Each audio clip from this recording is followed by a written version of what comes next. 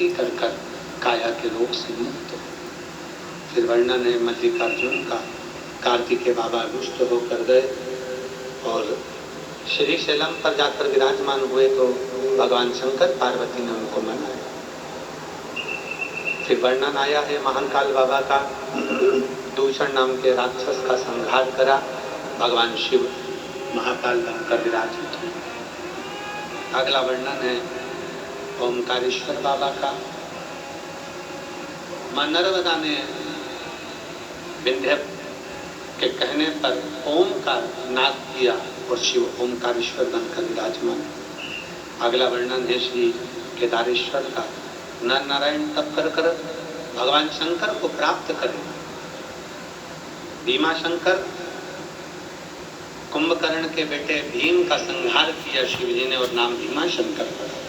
फिर वर्णन आया है काशी विश्वनाथ का मनु शत्रुपा के तप करने से शिव आनंद के साथ विराजमान। वर्णन है त्र्यंबकेश्वर का। गौतम बाबा पर गौ हत्या का जब दोष लगा, गौतम बाबा की धर्म पत्नी अहिल्या जी ने भगवान शंकर पार्वती शिव ब्रह्मा और विष्णु का स्मरण कर कर 3 शिवलिंग के रूप में विराजमान। अगला वर्णन है श्री वैद्यनाथ जी। त्र्यंबकेश्वर की भूमि पाप से मुक्त कर। त्र्यंबकेश्वर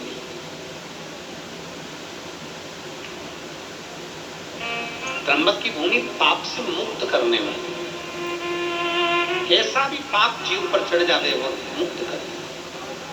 अगला वर्णन है वैद्यनाथ बाबा का। रावण भगवान शिव के शिवलिंग को लेकर जा रहा था, भूमि पर रख देते हैं, बाबा वहीं पर विराजमान हो जाते हैं, बाबा वैद्यनाथ जी के रूप में विराजित। अगला वर्णन है श्री नागेश्वर बाबा का। दारुक नाम के राक्षस का संहार मेरे शिव जी ने किया है। दारुक नाम के राक्षस का संहार मेरे बाबा ने करा और भगवान नागेश्वर के रूप में विराजित हुए। फिर वर्णन आया है श्री रामेश्वर जी का। राम जी महाराज ने लंका पर विजय प्राप्त करने से पहले शिवलिंग की स्थापना करी और रामेश्वर के रूप में विराजित हुए। फिर अगला वर्णन है कृष्णेश्वर का। सुधर्म नाम के ब्राह्मण की 2 धर्म पत्नी थी, सुदेहा भूष्मा। सुदेहा के यहाँ संतान नहीं थी, भूष्मा के यहाँ औलाद थी, तो भूष्मा का पहली संतान सुदेहा को दे दी थी। सुदेहा ने देखा कि मेरा बच्चा मेरे ही मीत नहीं, बेटे के टुकड़े टुकड़े कर कर कपड़े में बांध कर तालाब में फेंक दिया। भूष्मा का नियम था, पार्थिव शिवलिंग का निर्माण कर कर पूजन करने जाती थी, विसर्जन करने जाती थी। तभी बेटे को देखे हुए बहुत दिन निकल गए थे